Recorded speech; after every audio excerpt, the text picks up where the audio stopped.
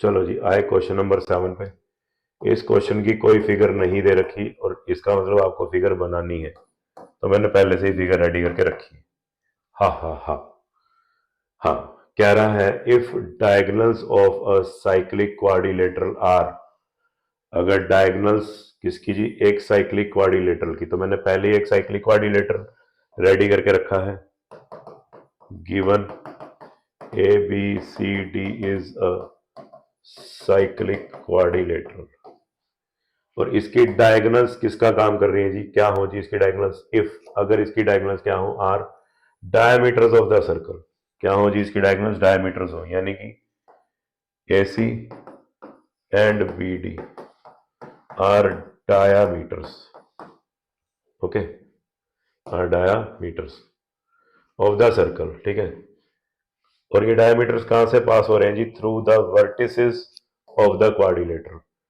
ए उसका एक वर्टेक्स है, बी उसका एक वर्टेक्स है, सी उसका एक वर्टेक्स है, और डी उसका आखिरी वर्टेक्स है। और इन वर्टिसेस से ही ये डायमीटर्स क्या हो रहे हैं जी? पास हो रहे हैं। ये वो कह रहा है, ठीक है। कह रहा था कह रहा था कि अगर किसी साइक्लिक क्वाड्रिलेटरल की डायगोनल्स क्या हो जी? डायमीटर्स हो सर्कल की, और वो कहां से पास हो रही हो जी? थ्रू द, है ना, कहां से बनाई है जी? ये डायगोनल्स कहां से बनाई है जी, है ना? या ये मैं बोलूं, ये डायमीटर्स कहां से बनाए हैं जी? Through the vertices of the quadrilateral. इस क्वाड्रिलेटरल के वर्टिसेस को यूज करके ये डायमीटर्स या फिर ये डायगोनल्स बनाई गई है। तो प्रूव करो कि ये क्या है? रेक्टेंगल है। प्रूव करना है कि जो साइक्लिक क्वाड्रिलेटरल है ए बी सी डी, वो क्या है जी? एक रेक्टेंगल है। A B C D is a rectangle. अच्छा, अब आओ अपने क्वाड्रिलेटरल वाले चैप्टर पे। वहां पे मैंने बताया था कि अगर आपने किसी क्वाड्रिलेटरल को रेक्टेंगल प्रूव करना है तो आपने दो बातें प्रूव करनी है कि वो क्वाड्रिलेटरल क्या है जी? पैरेललोग्राम है। और उसी क्वाड्रिलेटरल का कोई एक एंगल आपने क्या प्रूव करना है जी? 90 डिग्री प्रूव कर देना। तो वो क्वाड्रिलेटरल क्वाड्रिलेटरल नहीं रहेगा, वो क्या प्रूव हो जाएगा जी? रेक्टेंगल प्रूव हो जाएगा। अब आए हम प्रूफ पे। देखो, एक चीज तो रेडी मिल रही है आपको कि अगर बी डी डायमीटर है तो angle A is 90 degree, angle in the semi circle. यह सबसे बड़ा कैच था इसमें।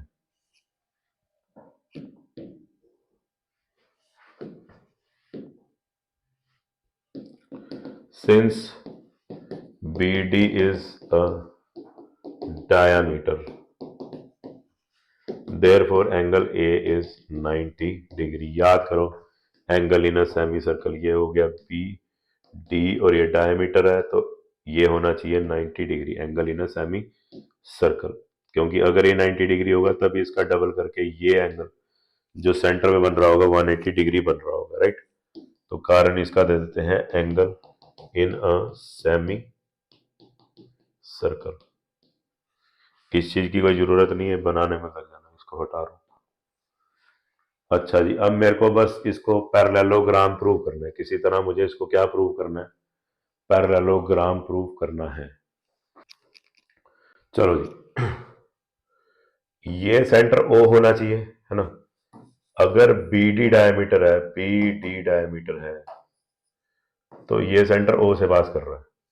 अच्छा, अगर ए सी भी डायमीटर है तो सेंटर से तो पास करेगा ही करेगा ना, हाँ या ना? कहीं और से तो पास कर नहीं सकता। इतनी कहानी तो क्लियर होनी चाहिए। तो सेंटर ओ से ही पास करेगा, ए सी भी ओ से पास करेगा, और बी और डी भी कहां से पास, बी डी कहां से पास करेगा? वो भी सेंटर ओ से पास करेगा। यानी कि इनके इंटरसेक्शन का जो पॉइंट होना चाहिए, है ना, इनके इंटरसेक्शन का जो पॉइंट होना चाहिए वो केवल और केवल क्या होना चाहिए जी? सेंटर ऑफ द सर्कल ही होना चाहिए। यही एक कंडीशन फिट बैठती है। ओके, इतनी कहानी क्लियर हुई।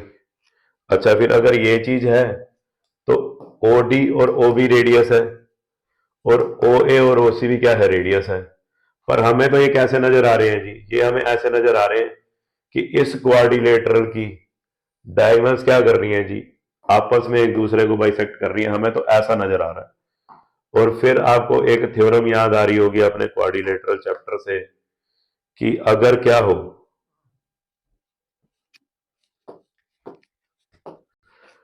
इफ, है ना, पहले तो मैं ये लिख दूं जरा, since OD equals OB and OA equals OC है ना, रेडियाई,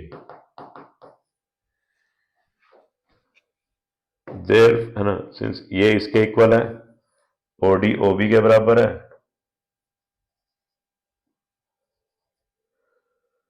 और OA OC के बराबर है,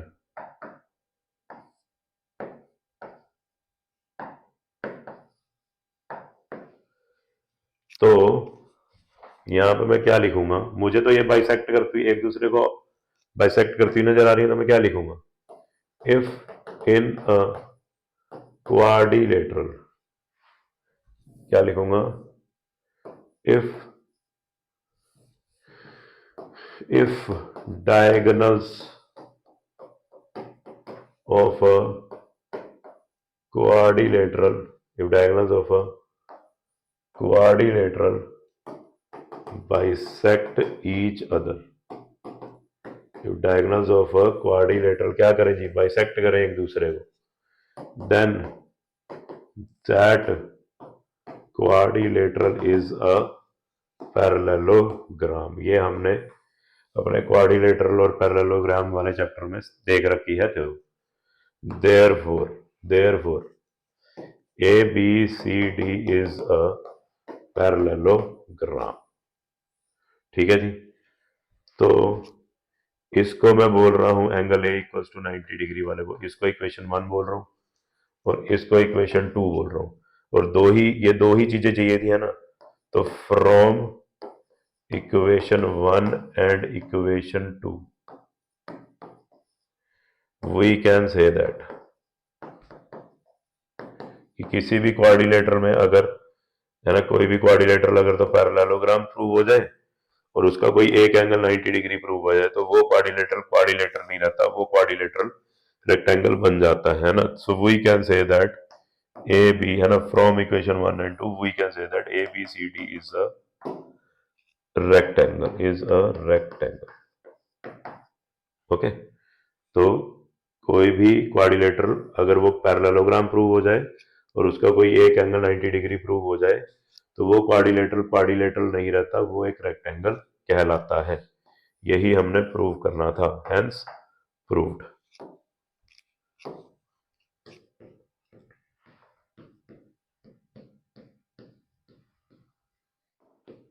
चलो जी, आए क्वेश्चन नंबर 8 पे। तो क्वेश्चन नंबर 8 कह रहा है, इफ है ना, अगर the non parallel sides of a trapezium are equal, यानी कि किस तरह का ट्रेपीजियम है जी, आइसोसेलेस ट्रेपीजियम है, राइट। ओके, समझते हो ना इस बात को कि अगर उसकी नॉन पैरेलल साइड्स ट्रेपीजियम की अगर नॉन पैरेलल साइड्स इक्वल हो तो किस तरह का ट्रेपीजियम होता है जी, आइसोसेलेस ट्रेपीजियम होता है, राइट। तो कह रहा है कि if non parallel sides of trapezium are equal prove that it is cyclic, prove करो कि वो कैसा कैसा ट्रेपीजियम है जी, साइक्लिक ट्रेपीजियम है। चलो फिर एक शेप बना लेते हैं सर्कल की, है ना, और इसमें एक ट्रेपीजियम दिखाते हैं, इसमें एक ट्रेपीजियम दिखा देते हैं जी ऐसे।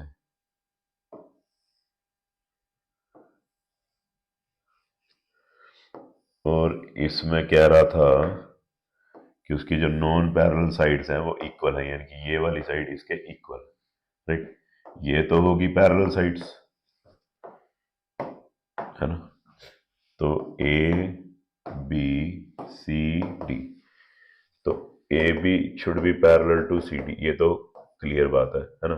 तो गिवन, पहली चीज given ABCD is a trapezium, ये दिया हुआ है, और उसमें AB पैरेलल होना चाहिए CD के, और AD उसने कहा इक्वल होना चाहिए, नॉन पैरेलल साइड्स क्या होनी चाहिए, इक्वल होनी चाहिए। तो AD should be equals to CB या BC, एक ही बात है ना। और हमने इसको साइक्लिक प्रूफ करना है, हमने इसको साइक्लिक प्रूफ करना है, राइट। चलो फिर कोई बात नहीं, कर देते हैं। चलो जी, देखो अगर मैं ऐसे एक परपेंडिकुलर बनाऊं, चलो जी देखो, अगर मैं क्या करूं, देखो जी क्या करूं, चलो जी, अगर मैं क्या करूं, डी से एक परपेंडिकुलर ड्रॉप करूं, है ना, किस पे जी, ए बी के ऊपर, तो इसको बोल देता हूं डी, राइट, इसको एंगल 1 बोल देता हूं। तो ये हाइट कहलानी चाहिए ना ट्रेपीजियम की, राइट, ये हाइट होती है ट्रेपीजियम की। उसी तरह से अगर सी से क्या करूं, ए बी के ऊपर एक और परपेंडिकुलर ड्रॉ करूं, इसको बोल देता हूं एंगल 2, है ना, ये भी क्या होनी चाहिए जी, हाइट होनी चाहिए, है ना। तो डीई और सी एफ बोल देता हूं, है ना, डीई और सी एफ क्या होनी चाहिए जी, इक्वल होनी चाहिए, क्योंकि ये दोनों हाइट्स का काम करेंगी, है ना। चलो जी, यहां पे लिख देता हूं, पहले तो हमने यहाँ पे टू प्रूव लिखना है, टू प्रूव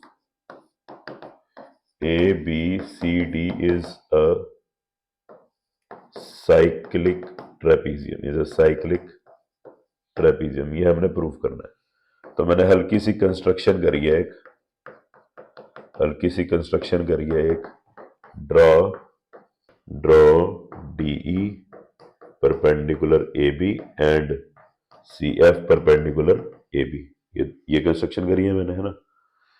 अब आए जी हम किस पे, प्रूफ पे, अब आए हम किस पे, प्रूफ पे। चलो जी, in triangle D E A, in triangle D E A and triangle C F P, angle 1 equals to angle 2 equals to 90 degree जी, ये बाय कंस्ट्रक्शन है जी। और DE equals to C F equals, है ना, ये दोनों इक्वल होने चाहिए, both act as both act as height of trapezium, ये होना चाहिए। उसके बाद A D equals to B सी, ये तो गिवन है जी, नॉन पैरेलल साइड्स उसने कहा था ट्रेपीजियम की इक्वल है जी।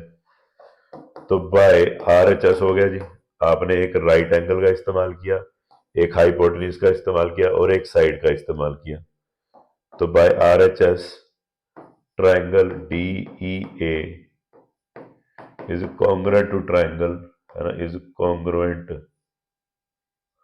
To triangle C F B, ये वाला ट्राइंगल फोल्ड होगा जाके इस ट्राइंगल के ऊपर, है ना। और इससे होगा क्या, जब ये वाला ट्राइंगल इसके ऊपर जाके ऐसे फोल्ड हो जाएगा, राइट, फोल्ड हो जाएगा इसके ऊपर जाके ऐसे, राइट, तो होगा क्या, एंगल ए के ऊपर, है ना, एंगल डी ए ई बोल दूं, या एंगल डी ए बी बोल दूं, या फिर सिंपली बोल लूं इंटरनल एंगल ए, इसके ऊपर कौन सा एंगल आगे फोल्ड होगा जी, एंगल बी फोल्ड होगा। तो मैं क्या बोल देता हूं, therefore by C P C T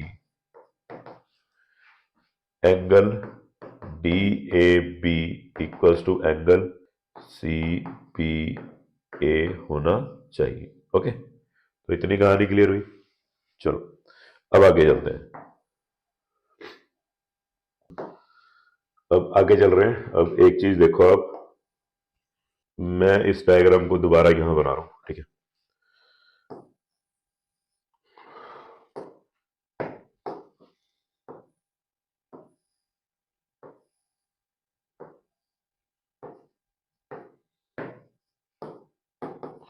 ठीक है जी, आपने अभी इस एंगल को, है ना,